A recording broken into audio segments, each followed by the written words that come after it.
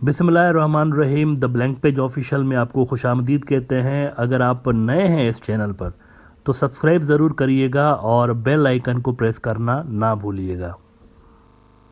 India और पाकिस्तान और आज का जो बांग्लादेश है, इनके ऊपर एक लंबे अरसे तक अंग्रेज़ों ने हुकूमत की और इन मुल्कों का जो ब्यूरोक्रेटिक सिस्टम है, अफसरशाही का निज़ाम, ये बेसिकली अंग्रेज़ों ने बनाया था। अंग्रेज़ों के आने से पहले यहाँ पर जो लोकल राजे महाराजे हुआ करते थे या मुग़ल हुआ करते थे, उनका जो ब्यूरोक्रेटिक सिस्टम था वो डिफरेंट तरह का था। अंग्रेज़ों ने यहाँ आकर उस दौर की अपनी जो ब्यूरोक्रेसी उनकी हुआ करती थी बरतानिया के अंदर, वो यहाँ पर लाकर उसी तरह के कवानीन बनाए, उसी तरह के ब्यूरोक्रेटिक सिस्टम यहाँ पर उन्होंने इम्प्लीमेंट किए। लेकिन अफसोस की बात यह है कि इन मुल्कों ने अंग्रेज़ों के जाने के बाद भी तकरीबन वही ब्यूरोक्रेटिक सिस्टम मेंटेन रखा। मतलब अंग्रेज़ों के दौर में जो कि लॉर्ड साहब होता था, बड़ा कमिश्नर, डिप्टी कमिश्नर, फलां ढिमका, ये लोग असल में अपनी एक वो होता ना कॉलोनियल माइंड सेट को बरकरार रखने के लिए बड़े बड़े इनके ऑफिस होते थे, ताकि यानी कि लोकल अगर देखे कि लॉर्ड साहब का ऑफिस है तो उसके ऊपर रोब एक पैदा हो, दबदबा पैदा हो।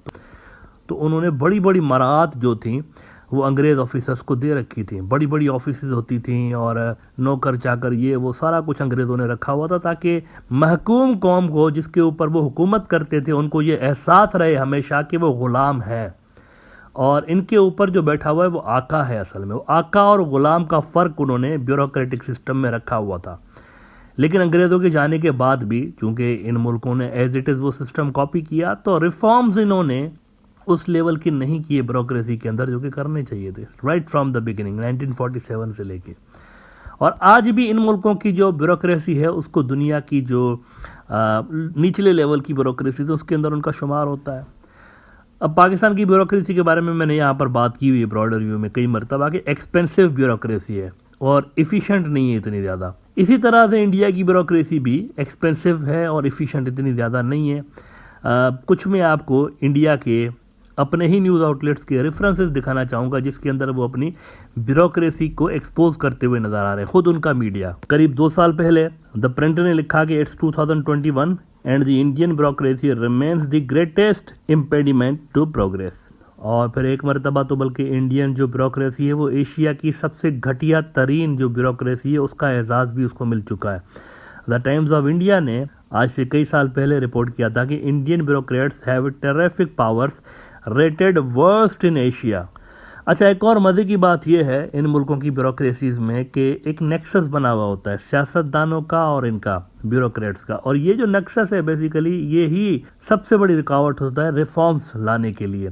यानी ये जो पॉलिटिशियंस होते हैं ये हमेशा यही चाहते हैं कि ब्यूरोक्रेट्स उनके ताबे रहें, उनके ज़ेरे असर रहें, क्योंकि इनके बिना पॉलिटिशियंस के काम नहीं होते।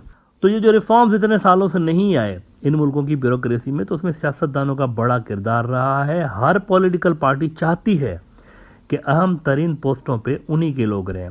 एक इलाके का अगर कोई MP MN इलेक्ट होता है तो वो चाहता है SP उसकी मर्जी का रहे, वहाँ पर कमिश्नर उसकी मर्जी का रहे, और एक पूरी ही वो एक छोटी सी एम्पायर अपनी क्रिएट करके बैठा हुआ होता है बेसिकली उस इलाके के अंदर जहाँ से वो इलेक्ट होता है।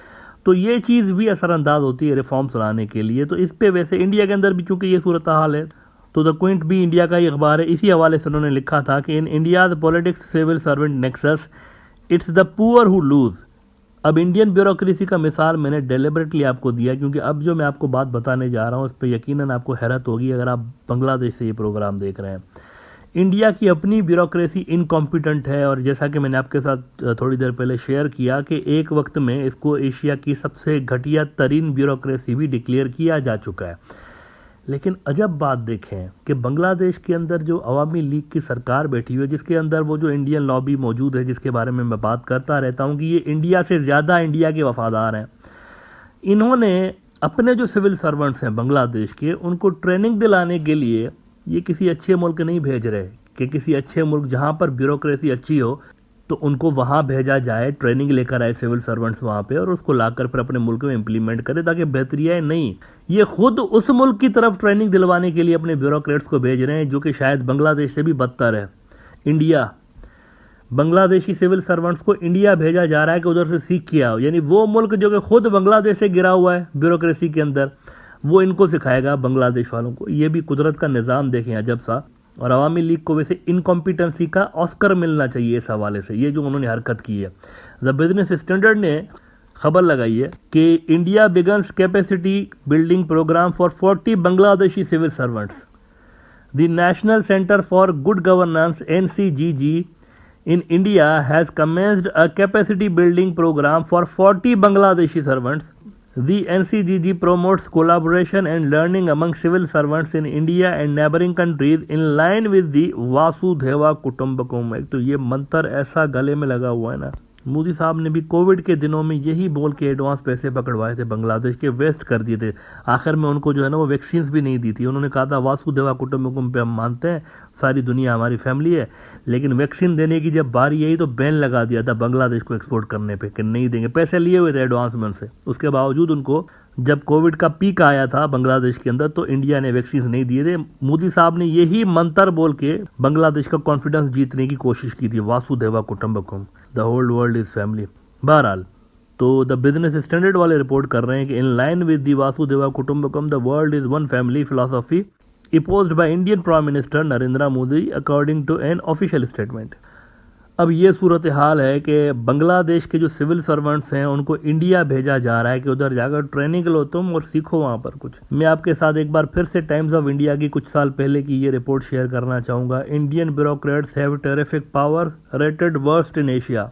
तो वर्स्ट इन एशिया वहाँ की ब्यूरोक्रेसी है, तो उधर आप कहाँ भेज रहे हैं अपने सिविल सर्वेंट्स को? क्या सीखेंगे वो वहाँ पर जाकर? मतलब वो वहाँ पर सीखेंगे या मजीद ख़राब होके आएंगे, मजीद इनकी कैपेबिलिटीज़ डाउन होंगी? एक सीखने के लिए आप किसी अच्छी जगह भेजते हैं ना, जहाँ पर कोई अच्छी ब्यूरोक्रेसी हो, आप वहाँ पर सिखाते हैं लोगों को। ये किस जगह पे भेज रहे हैं कि जिनको खुद नहीं आता उन्हीं से सीखेंगे? ये असल मुद्दा ये है मित्रों, ये जो सारी एक्सरसाइज होती रहती है, क्योंकि पहली बार नहीं हो रहा है, इससे पहले भी बांग्लादेशी ब्यूरोक्रेट्स को भेजा जाता है वहाँ पर इंडिया ट्रेनिंग लेने के लिए। इस सारी एक्सरसाइज का मकसद असल में ट्रेनिंग लेना नहीं होता, Indian influence Bangladeshi bureaucratic system में मजबूत करने के लिए ये सारी कार्रवाई की जाती है बुनियादी तौर पे। और ये जो आप सुनते रहते हैं बांग्लादेशी ब्यूरोक्रेटिक सिस्टम में इंडियन इन्फ्लुएंस ज़्यादा है, वो इसी वजह से है। तो असल इसके पीछे गेम ये होती है कि इंडिया का जो ब्यूरोक्रेटिक इन्फ्लुएंस है ना ब्यूरोक्रेसी के अंदर, उसको मेंटेन रखने के लिए ये सारी एक्सरसाइज की जाती है। इसको बंद करना चाहिए बांग्लादेश को।